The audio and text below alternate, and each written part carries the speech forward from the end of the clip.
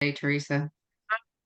Oh, never mind. Well, hi, this is Lyn McCright. I'm one of the chapter co-leaders for the Austin area chapter of American Holistic Nurses in Austin, Texas. And we have as our speaker tonight a wonderful Kelly, Isabel Bruce. We have a friend who's the other. At any rate, I just am so thrilled to have her. And our topic tonight is just so interesting to me: resilience in healthcare, our changing times. So that's the primary topic. And Isabel is going to be talking about resilience in healthcare as the ability to protect ourselves, healthcare workers, from challenging situations and bounce back after difficulties so we can recover to our normal state more quickly. This is just huge because, as you know, with the COVID pandemic and all of the burnout and changing political dynamics, it's been far more than just our own profession that it has touched. So some of the things that she wants to hit upon tonight are educating youth, enhancing our health profession student education, continuing education for healthcare professionals, and support and continued consistent um, from within the structure support. So Isabel is such a joy. She's was born in the UK and became a Canadian citizen shortly thereafter. She emigrated to the United States, and her focus really is on addiction and nurse burnout and mindset. Um, she's on the faculty of advancing nurse coaching with the resilience paradigm principles. She's in care management and PRN support at Full Circle Health, and she's a health and wellness nurse coach at the Three Principles Apprentice Practitioner, in addition to being the proprietor of her very own Whole Health, Whole Being um, sole proprietorship. Wow. Well, Isabel, I just want to give you the floor and invite you to begin in any way you might like. If you'd like to start with questions or whatever your preference might be, we're open to hearing anything that you have to share with us. Thank you so much for coming. Thank you, Lynn, and thank you so much for having me. And thank you for that lovely introduction. Um, that's a big topic. Um, it gets overwhelming for me just thinking and talking about it. And the more that I have learned and the more I dive in, the more I learn about how much we can look at it two ways, how much trouble we're in and how much opportunity we have. Um, let's see. So you've defined resilience for me. Where do we start to take care of ourselves as healthcare workers? And I've got little cheat sheets in front of me because if I don't, I'm going to squirrel off in 50,000 different directions because that's how wide this topic is. Um, I've become personally aware of how desperate our situation is, becoming through personal and professional experiences. We lost a provider about, oh, I don't know, 2, 3 years ago in our own clinic. I work for a clinic. I'm supposed to be retired. That's not going so well. So I stay in touch with my clinic because it actually ties into coaching. And I do a lot of coaching. I do a lot of transitional care management for them from hospital to home. That position makes me so aware of how much trouble our patients are in, the lack of education, the burden that is put on them to manage their own health care. We know as professionals how the faster it goes, the faster it gets, the more there is to absorb the information that's out there. Now we've got Google Doc. It's just very overwhelming for them. So I find it an honor that they want to keep me around so that I can provide that education. On the provider side, I work for a clinic that provides care for the underserved population of the Treasure Valley here in Boise, Idaho. We deal with a lot of specialty clinics, HIV, transgender, new immigrants to the area. Apparently, Boise, Idaho is one of the biggest areas in the nation to receive new immigrants. We have a big tuberculosis clinic because that comes with a lot of that population, but we're also a residency.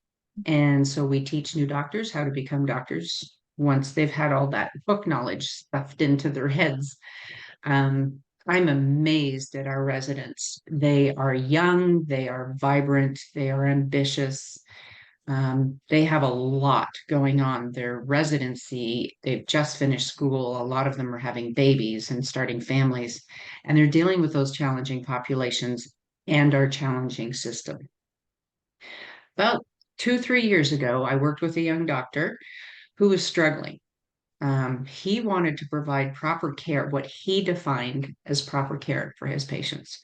He wanted more than 15 or 20 minutes in the room. He wanted to be able to spend time actually providing whole health and wellness, not looking at the toenail they came in for. Um, and we lost him. At the time, I didn't completely understand it. He was burning out. I'm an RN, not an MA, and my hat is off to our MAs. They do an amazing job. Their jobs are so challenging. But I worked with him a few times, and I found that he was in rooms a lot longer, staying a lot later. What he was trying to do was connect with his patients. One day he called in sick, which didn't seem right. Called in sick a second day, which didn't seem right. The third day, it was announced that he had left the residency. He had 6 months to graduate. He was a magnificent young physician, cared about his patients, brilliant, had all kinds of direction and ideas on how to provide population and community health. And he just got so overwhelmed that he pulled out. He couldn't handle it. Um, with that being said, like I didn't know at the time, all of this was happening in healthcare. I started this journey with Teresa and Lyn. I wanted to get into nurse coaching. First, I wanted to do my master's in education, nursing education. And I realized really quickly that I was going to teach nurses how to survive in a system that wasn't working very well. And that's not where I wanted to be. I wanted to help them somehow do better, get better. I couldn't put my finger on it. I had one conversation with Teresa, and I knew I had found where I wanted to be. Um, Developing resilience, providing support for our medical professionals, providing support for our communities, which stems right out to the end of our population health and community health. Um, what I have learned since has been interesting. I'm going to try not to jump around too much. I've gotten involved in helping nursing with resilience. We've got those old stigmas of nurses eat their young. What is that? We're healthcare providers. We're supposed to be centered on our patients and helping them get well. So that's where my journey started. As I've delved into it, I've realized, Lyn mentioned addiction was part of my focus, and it is. We have diversion. We have our thought processes that tell us when things are broken and we're overwhelmed, we reach for something to make us feel better. Alcohol, drugs. What I have found is we have a lot of programs out there to help people. We have a lot of programs out there to help that young doctor that left us. I don't know how he slipped through the cracks. The more I learn, the more I want to find out how we save our providers. And by providers, I mean every single person that works in healthcare from the minute our patients walk in the door, our reception, our janitors, the people that take care of the parking lots, our executives, our doctors, our nurses, everyone, our social workers. We are all sinking with what is going on, and it's tough to maintain that resilience. I have found through exploring the avenues of addiction because that's where people turn. We don't want to get rid of healthcare professionals unless it's absolutely necessary. If they're a danger to themselves or others, that's something different. But there's so many that are so overwhelmed, they just don't know where to go. Through that journey, I was exploring the Idaho State Board of Nursing. They have a peer support program, and I thought, why not? I have a personal attachment to that field. I have been in recovery for 25 years. I share that with our patients openly, and it just makes a world of difference in their comfort level in speaking with their providers. I now have providers that will come to me and say, hey, we've got so and so in room, whatever. Do you mind going and talking to them? Of course not. Um, it's big in nursing, it's big in physicians, it's big in every part of our medical field. So, through the Idaho State Board of Nursing, it opened up a can of worms that I didn't ever expect would be opened. They have put me in touch with the Ada County Medical Association, the Idaho State Medical Boards. I've been received well by doctors, which shocked me. They are hungry for help. They are hungry to have people notice that they are struggling and they can't do this. There's so many systems in place, so many avenues, so many tools. I now attend meetings with physicians that are in my own clinic that I didn't even know were part of this world. Um, that's huge. That tells me the communication breakdown is there. Why didn't I know that when I've worked with these people for 5 years? Um, so that has opened up a lot of avenues that I'm now able to reach out, introduce coaching, and I now have different avenues to help all of the population. I've been in touch with other coaches who are already in huge facilities coaching the executives to increase retention, to reduce burnout. In the back of my mind, it's still always there. How did we let that physician fall through these cracks? Everything was there for him. Somehow he got so far away from us that we lost a critical doctor in our system. Along those lines, there's another piece that I have noticed with healthcare providers and how they deal with this stress and their lack of coping mechanisms.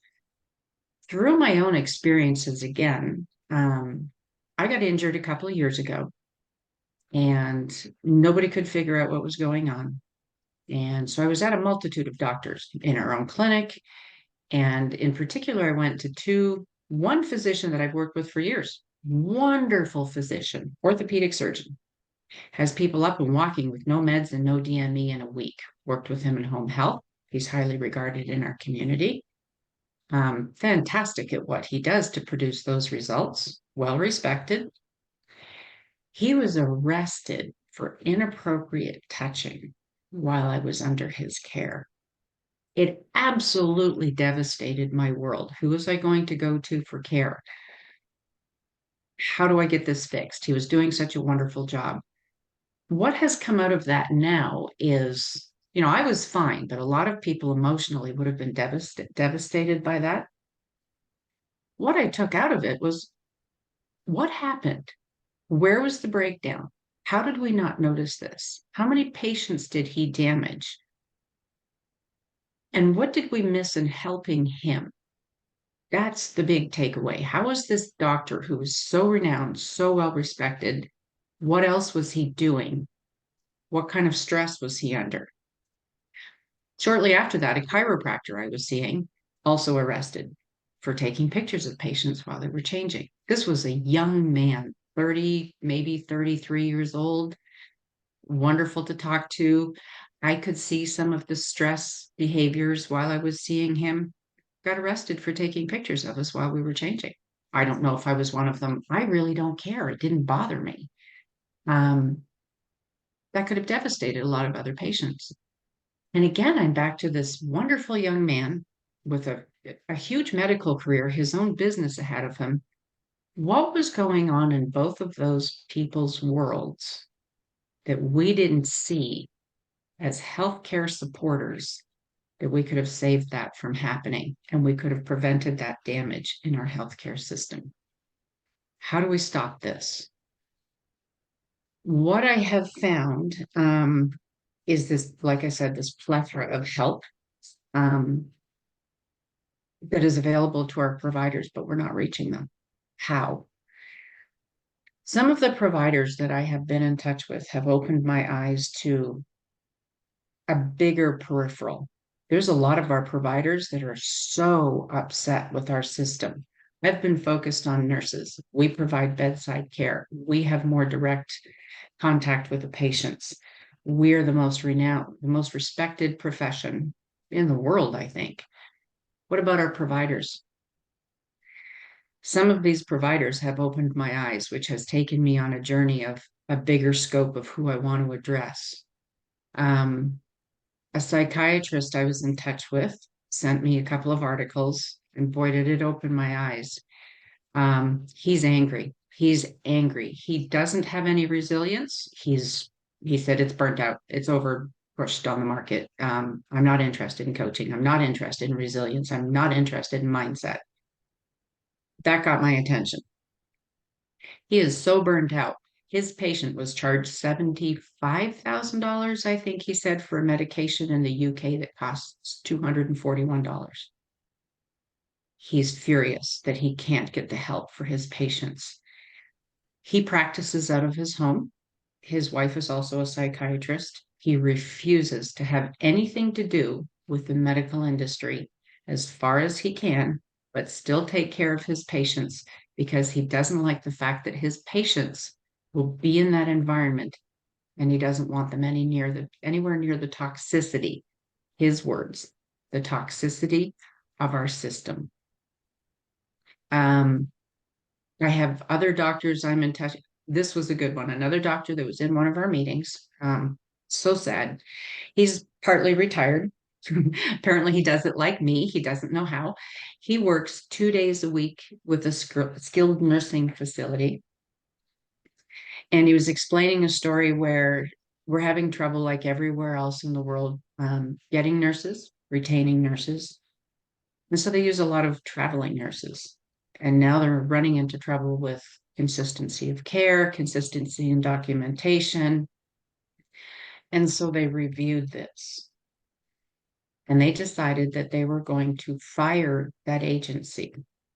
And of course, my first reaction was, so now who's taking care of your patients? You fired the only nurses you had. How could we not address that population? How could we provide support to the traveling nurses? My hat's off to them. I couldn't do it. They go into a brand new environment. They go into combativeness. They go into, you're the new kid on the block. And then there's the other side that the permanent staff deals with.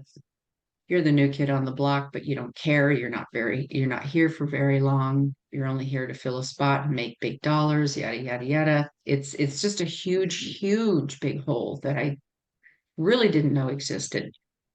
So his response to my question of now who's going to take care of your patients? You just fired the only nursing staff you had, which I know isn't ideal. Having a body in place is not perfect, but you have to think of your patients. His response was, I don't care. I'm only there 2 days a week. I was very proud of myself for not having a reaction to that. What I've learned through the resiliency program and through the mindset that we develop with Lyn and Teresa and the paradigm that we all operate from is I want to help all of our healthcare providers to stay in the mindset of we get to respond. Our response comes from that space in our own thinking between what just happened and, oh, that happened to me. It prevents a lot of bad reactions. And I think that's what we're doing because everything is moving so fast. We don't have time to sit and contemplate a good response. Everything is changing so fast. Part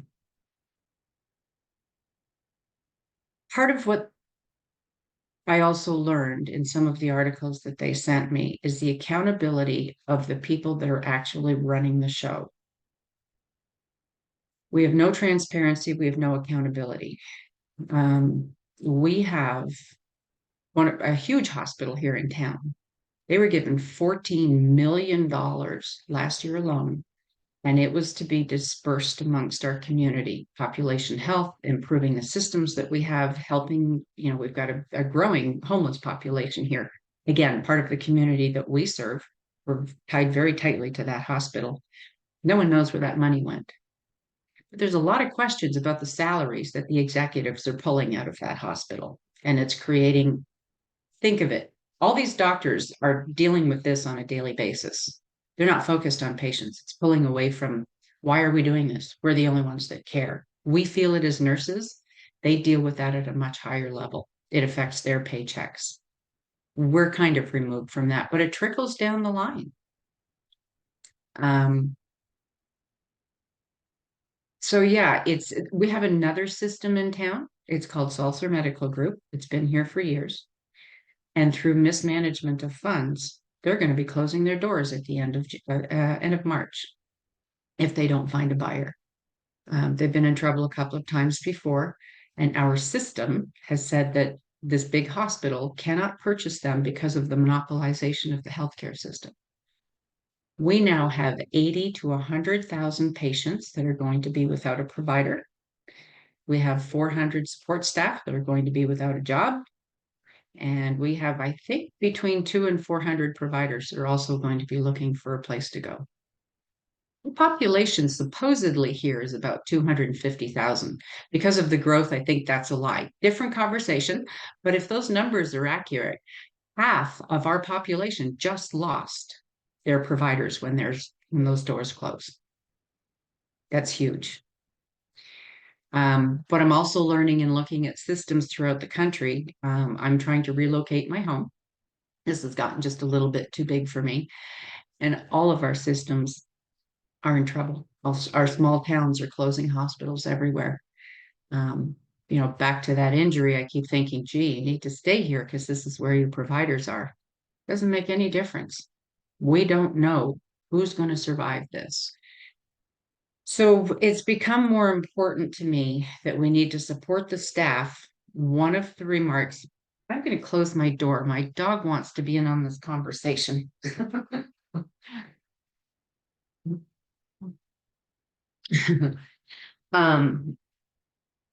Now I lost my train of thought. We need to find a way to, let's see, here's something I read to do. Oh, here's something I saw today. So one of these gentlemen sent me a series of videos and they were through, let's see here. What is the name of the agency? The Naturists. And the Naturists is a series of videos, at least the link that he sent me, on healthcare providers, what they think of our system, how it's affecting all of us. I am learning. There's always been what I know. There's always been a division. Doctors are here, nurses are here. They are so willing to work with us. They are recognizing that we have to be one, that we are all tied together, which is in direct parallel with the paradigm of resilience, because we are all one. We all have to work together.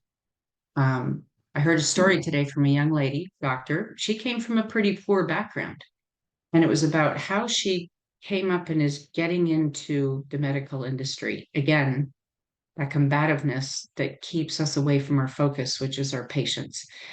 She was raised in a poor background, was shocked when she was accepted to medical school.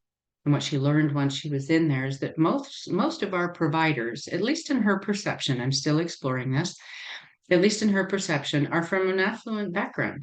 They're from the rich people because that's who can afford the tuition. When she was accepted, she noticed there was a certain clothing, a certain behavior, a certain hobby, a certain mindset. And she is on a mission to change that because she wants to bring providers back down to earth where they're on the same level as our patients. That has my curiosity up. Um, I think that's been a stigma. I think there might be some truth to it. But what I see in our own clinic is these young doctors, they're amazing. They're 30, 35 years old. If some of them aren't even that old, and they're, you know, putting out babies and finishing school and becoming doctors and picking out specialties. They're just absolutely wonderful. But a lot of them I'm noticing are changing with the world. They notice the breakdown in healthcare. They're focusing on more natural ways of becoming providers and providing care. And they're truly interested in changing what's going on. The challenge is going to be, how do they do it? How do we do it? And how do we do it as one? Because through all of these meditation and mindfulness meetings that I'm attending, there's a very low attendance rate. So the focus, I feel, has got to be on all of us reaching out, all of us coming together. The unity I have found through this exploration has been wonderful. I personally always saw doctors as over here, nurses as over here. They laugh at me because they'll say, "It's not Dr. John, call me Joe." I can't do it. Not in a clinical setting. You work for that title, so it's Dr. Joe. That's all there is to it. If I see you in Walmart, you can be John, but right now you are doctor. They want that gone. They consider it's part of the barrier to bringing that unity to the forefront of healthcare. Um, Chiropractors are kind of weird. They're never called Dr. Smith. They're called doctor by their first name. Again, it was really weird for me to get used to. But they're also interested in bringing their contribution as a part of that holistic wellness and health that we provide to our patients. How do we introduce that? I was the first person in line when somebody said, "You should try a chiropractor." I'm like, these people saved my life. So again, that unity, how do we bring people together? How do we get people all realizing we're all interpreting the same thing, we're all seeing the same thing? Now, how do we address it? And I think by deviating from that burnout, making sure everyone is supported, that's the way we need to go. So, on top of all of that, we've got our cultural disparities and our racial disparities. We've got a huge immigration population that is coming to the United States. We're a melting pot. That's who we are. We need to address that properly as well. And again, through resilience, we've got people that are scared to death. Those people in Ukraine just woke up one morning and their world was gone.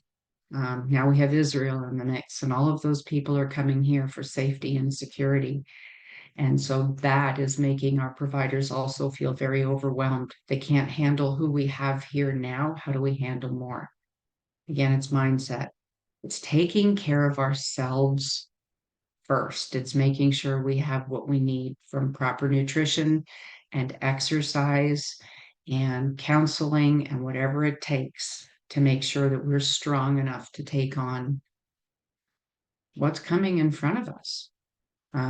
As a holistic nurse, firsthand experience is the best teacher in the world. I've now cut my chiropractor appointments down to once every 2 months. I'm excited. I was going 3 times a week.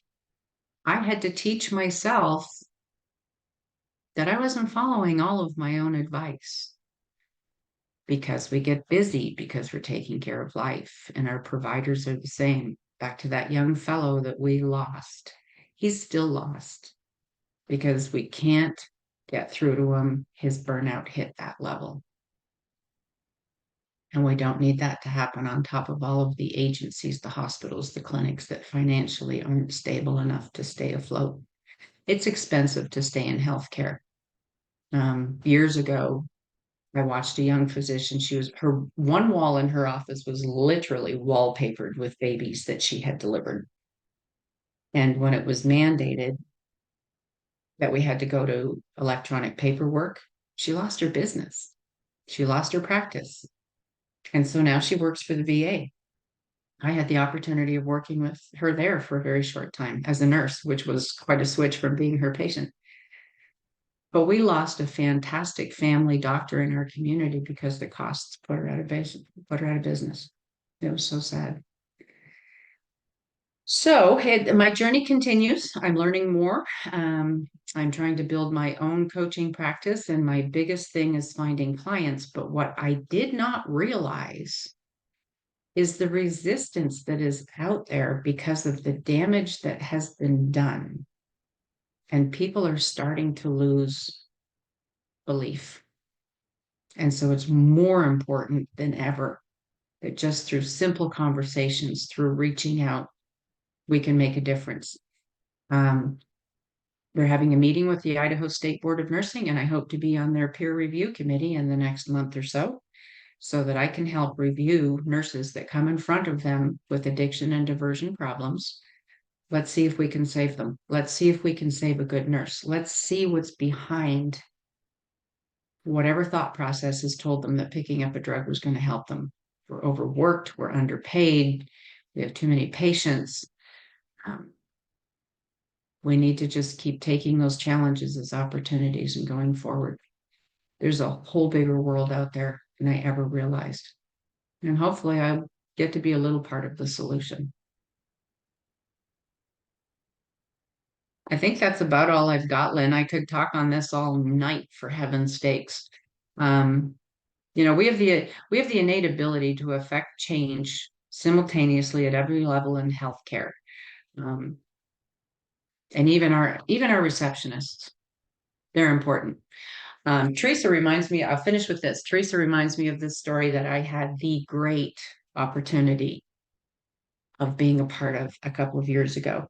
I float all over our clinic. It's a joke. They never know. They ask me where I am when I go in. Now they're confused because I'm on the phone all the time. And it's like, now what are you doing?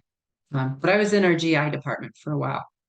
And we got a complaint one day about this guy who was cursing and swearing and just really upset, and came in and they were ready to ask him to leave. He was coming in for a colonoscopy. They called me and said, this guy's like being really disruptive. Do you want us to ask him to leave? And I said, no, I'll come and get him. He was pretty much the same with me. And he came in and we were going through a little spiel about this is what we want you to do and change, and this is how we're going to prep you. And he made one statement. He was being combative and I was kind of blowing him off, and I was just being happy and trying to get him to settle. Not intentionally, just trying to not absorb his combativeness. I thought, what is going on with you? And then he made a statement. Can't remember exactly how it went, but it was basically, I just don't even want to be here. I dropped everything. I had an IV in my hand ready to get it going, and I dropped everything. And I looked at him and I said, talk to me. Long story short, that man was in a lot of fear. He also had some alcohol issues. He was on the verge of being homeless. He had so much going on in his life. He just needed somebody to listen. He settled right down. My supervisor, my doctor, was on the verge of saying, get him out of here. We need to go in the other room and have a conversation. I think he's going to be okay. He was in a lot of fear. Nobody recognized it. They were worried about the display that he was making. They were worried about his language, which I get. That's not a good presentation. We have to look past what's in front of us. The provider we lost, that patient, who knows what people are going through. Got him settled down, got his colonoscopy done. He thanked me on the way out. And the next day he came back to our clinic and he apologized to every one of our staff on the front. We were debating whether or not to fire him as a patient, and we decided no, we were not going to fire him. We're going to keep him, and we're going to improve our listening skills. Wow. Oh my goodness, Isabel, how beautiful. If you have it there, I was just wondering if you could read again your definition of resilience. Let's see here. I'm such a note taker, it's awful. My definition of resilience. Resilience in healthcare is the ability to protect ourselves as healthcare workers from challenging situations and bounce back after difficulties so that we can recover to our normal state more quickly. Healthcare resilience is important because we are very often at risk of burnout, compounded in recent years by COVID-19 pandemic and changing political dynamics. Who would have thought that we would ever have lived through that in a lifetime? We never know what's around the corner in healthcare, and we need to be prepared and have prepared staff. There are so many dynamics that affect the health and wellness of each of us. Wow. Speaking of that COVID pandemic, we did the same in our clinic that everybody did. We had up the plexiglass partitions and yada, yada, yada. And I was in infection control. Something possessed me when we were looking for an infection control nurse in our clinic, which we never had before. I'll do it. Probably why they laughed the most. I learned so much. I went into that with the sole goal of making sure that our staff was safe, period. My supervisor interviewed me and she said, "You've never done infection control. What are you doing?" And I said, "I want to make sure our staff is safe." Okay, you got it. When we were taking down that plexiglass, this is how much risk that staff is at. He was covered in spit just from people on the other side of it talking to them. They absorb that every day. Yeah. I advocated to leave that up and they wouldn't do it. So I watch our receptionist just sort of push back. We're all at risk. We're all part of this, and we can't diminish the part that any one of us takes. Well, you're a shining example of resilience yourself, Isabel. I mean, to have undertaken all the different roles that you've undertaken, and just the breadth and width of what you're looking at now, embracing all of the health professions and all of our ancillary staff. I mean, you're just really making great strides here. And when I look around, I don't see a lot of people along with you. It's something that, well, clearly you are bringing to the knowledge of a lot of other health professionals. How do the doctors reply? The ones from the AHNA Medical Society? What's your sense of things, just in regard to big picture? It's mixed, and that's what I'm finding. It's kind of like nurses, we're mixed. Some people are all for it. We have the one doctor who works 2 days a week. He literally doesn't care. He's only there 2 days a week to help. We have a lot of our doctors. I found out there's a number of our doctors involved in the Ada County Medical Society, including my own supervisor, who has spoken in front of groups a few times because they recognize that we have to promote this burnout. There's a big challenge. If we do it on a Sunday, people want their weekends. If we do it on a Thursday, people are working overtime to catch up on their charting. And we unfortunately have a part of it that doesn't believe this is going to work. It just is what it is, and we just have to muddle through the stress. Wow. And then there's some of them that are developing their own way to deal with it. They play in the mountains and they have their sports and they do their stuff, which is wonderful. But I think as we are doing that, to me, that's a little bit of running away. It's self-care. I would never stop someone from doing that, but we have to do it united. We all have to connect to make that difference. Every challenge is an opportunity, and taking care of ourselves, we need to take care of ourselves. Nice. Wow, beautiful.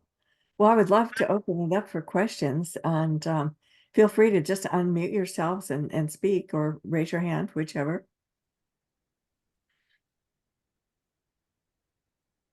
I'll Yes. go. Thank you. I'm 35 years sober, so we'll take it right there. Nice. So it's and I'm supposedly retired too. This is the first year without a paycheck, so we'll see.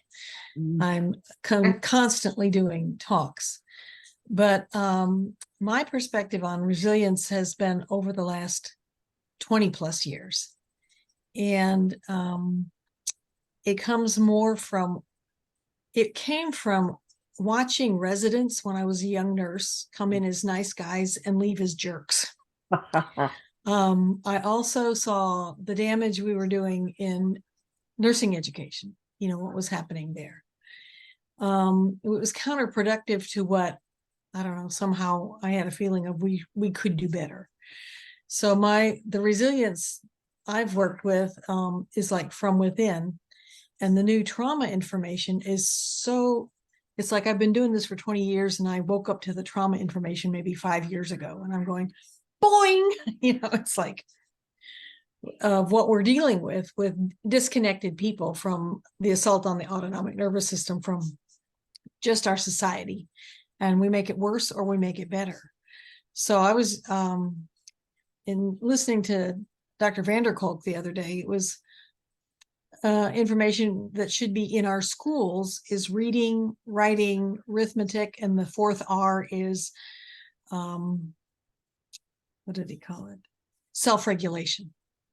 That we are not doing that. So that's what I have done with heart math for the last 20 years as a trainer in nursing and now outside of nursing. And now that I'm a 71-year-old senior citizen at the new senior center, I'm talking there too about resilience and actually measuring the heart rate and showing them how their thoughts affect themselves with measuring heart rate variability and things like that. And a company got hold of me that has a device now, we just happen to have it here, that it sticks to you and vibrates when your heart rate variability is getting too low, because most of us don't even know we're feeling bad. It feels so normal. Yeah. So that was LIEF. But I just, I see what, I can remember trying to do some of what you were doing, like fixing systems for many years. And now it's like I feel like I'm having to work with the people in the system for the system to get better. So I really appreciate what you've been talking about, and you've given me a lot of ideas on how I move forward, because I've been lucky enough to be on statewide Zoom meetings with nurses, and at least they all take a deep breath and smile before something. It's like Wow. just So- giving them a chance to move forward and Nice. get asked to talk to different schools and stuff like that right now. So I Wonderful. couldn't wait to get on this meeting to hear what was going on elsewhere. I'm just pedaling on my own here. So, Are you Yeah. in the state of Texas, Susan? well, I'm Where- in Oklahoma City. in Oklahoma City. Well, we had heard a year ago that there was a resiliency program being developed through the Texas Center for Nursing Workforce Studies. And every time we asked, it seemed to be farther and farther away. No one can tell us where that money went and who's in charge and what they're doing. I just find that very fascinating, because we heard it from not one but two sources at a conference we attended in Dallas, and even when we talked directly to their state program, that there was no one could tell us anything. It didn't exist. So Well, and I think I know some hospitals that started with heart math there, and I watched how the system that's designed does dissolve in the systems that exist. So that's why I was taking a whole different knack on it, because when you try to fix the system with the same kind of thinking the systems were born with, it really doesn't work. So that's where I've been. I actually had a job at a hospital here teaching nurses this stuff, but administration didn't get it. But the nurses will still talk to me about, I run into them. I taught over 3,000 nurses. And that was one of the most satisfying jobs I ever had, because I watched them get better, for a while. And then they had to hold their own. Right. We had the technology to help support them to some extent. But the system burped me out of it. I got fired from that. When I was supposedly hired as an oncology clinical specialist. And when the clinical specialist changed from helping nurses be better to being junior doctors, the practitioners, that's not what I got into it for. I got into it for helping develop the caregivers, you know, something like that. So we kind of parted ways. But it was funny. I've seen some of those people at state conventions, and they come hug me. They fired me. Right, right, right. It's just like, because they're I've also worked with a lot of diversity, and I'll stop in a minute. If this is you know, when they talk about disassociation, you know, what's disconnecting, what's coming, and you know how and I work with a lot of Native American and African American. I've lived in Charleston, South Carolina too, cultures. And the concept keeps coming up to my mind, and I want to share it with you all because you're the thinkers behind all this, is, you know, when they say that the Native American and the African American show up when the spirit moves them. Yes. I've heard that. My perception is they show up whole. Our Caucasian society is showing up, but nobody's home. Right. It's like, so as much as I've done this from a scientific view, my question now is this the soul that's not connected? Because there's some studies coming out of the Netherlands now that are talking about during CPR, a physician is looking at it, Limmel, I think is his name, where people who are deaf and blind have perceptions beyond their body's abilities during that time of not being, quote, alive, if they have the answers coming back. So this is where most of what I've done is listen to wisdom, not my academics. Right. And my interest in this really came from, as an oncology clinical specialist, I followed the patients who lived way longer than we expected. And they shared with me what they were doing, which later, when I found HeartMath, it showed me the science behind what was happening to their bodies that allowed them to live better. So that's what I've been trying to teach around here anyway. Oh, So thank you for letting me say that. It was just from a whole different perspective. So I'll say that I just am going to put in chat the Calendly invites for both Teresa and myself as chapter leaders. I'm putting those up there. We're working in an area of resilience paradigm now, which is really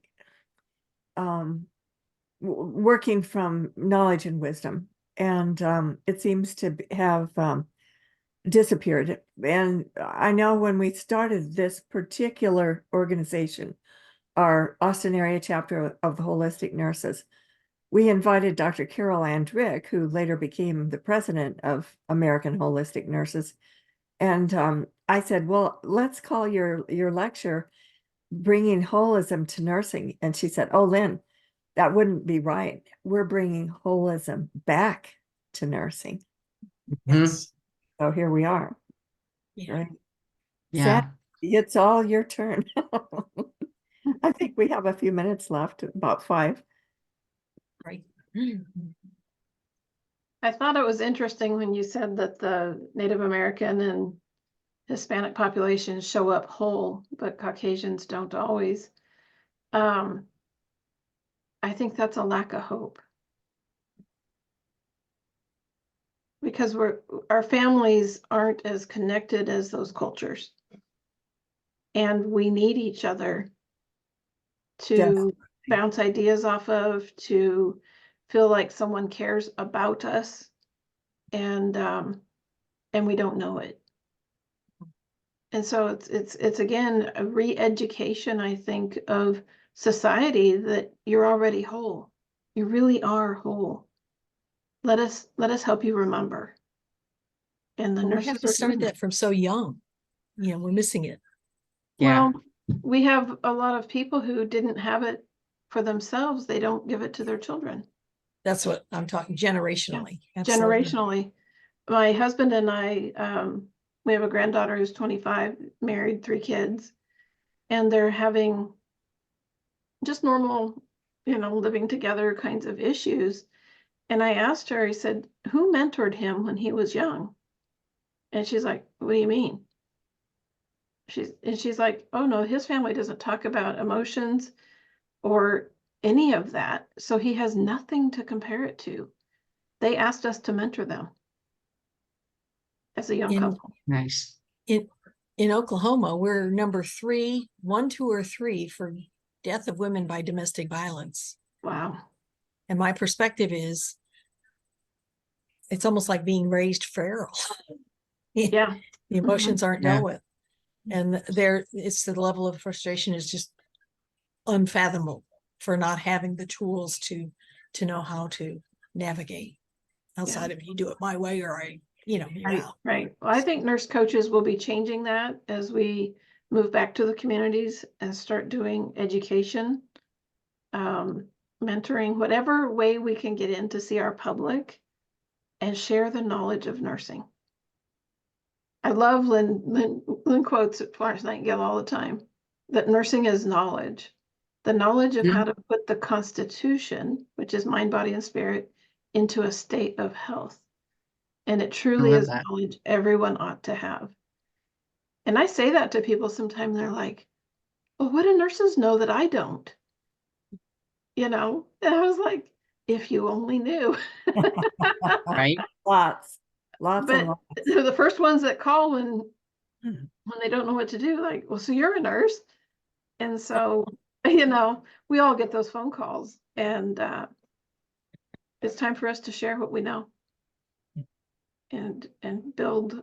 We can build communities through just being this aware and sharing our gifts and talents. Well, speaking of gifts and talents, Sandra, I would love for you to have a word. It's just nearly time, but say hello. Any aspect of this that it's a true chord for you? You're on mute. There you go. Yes, I just love listening to all of you and so much wisdom. I am a retired military nurse, so resiliency was what kept me going. Having been a single mother, active duty for 20 years, definitely. But the one thing that kept coming to my mind while you ladies were talking was caring. And only having someone that cared, whether it was a supervisor or a coworker or somebody, just showing that they cared, was always helpful. So I see what you guys are talking about constantly. There's so many issues to look at, from people being, like you said, not having guidance, or sort of growing feral, like you mentioned, or being made feel like there's something wrong with them. It's all a part of what we're seeing as a symptom. But I'm happy to see that you guys are out there, and I'm just starting into this holistic journey, so I'm really grateful for you guys. So thank you so much. Oh, wonderful to have you. Yeah. Teresa and I both are wives of military retirees, so we understand. I do want to say that there is an upcoming self-care conference. It'll be held in Houston on February 2nd, and it's an all-day conference. You can find out more information about it at just look at ahna.org. And actually, I put it on our website for our Austin Area Chapter Facebook page. So it's going to be talking a lot more about modalities than what we've discussed tonight, more specifically knowledge and wisdom. But it's a gathering place, and it'll be in Houston all day on Friday, February 2nd. So you're certainly welcome to join us there. National office is bringing that to Texas. Nice. Oh, my goodness, Isabel, thank you so much for tonight. This has been a real eye-opener for me, just to know the scale of what you're looking at, and the inner workings of the people in your community.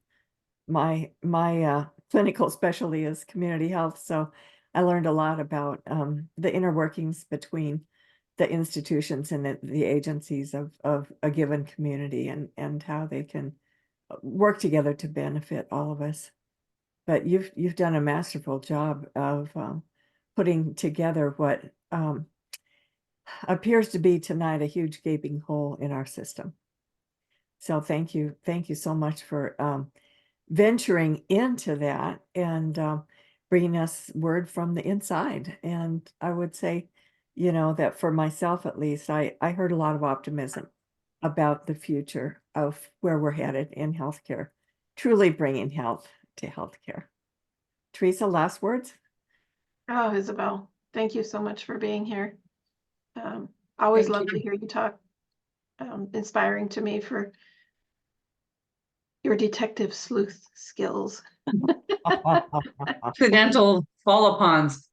You know, I'll leave you with one, and Susan touched on it. Do you know that our mortality rate for males is lower than the third world country of Bangladesh? Mm, Souls connecting. wow. I hope that's ahna.org. I put it, I couldn't quite read it when AHNOEG. oh, Almost. no, it's We can read between the dots. right. Mhm. Try again there. ahna.org. All right, February 2nd in Houston. We'll All right. forward to seeing you there. All right. Thank Good you night. for tonight, everybody. Have a good one. Thank you, guys. Bye for now.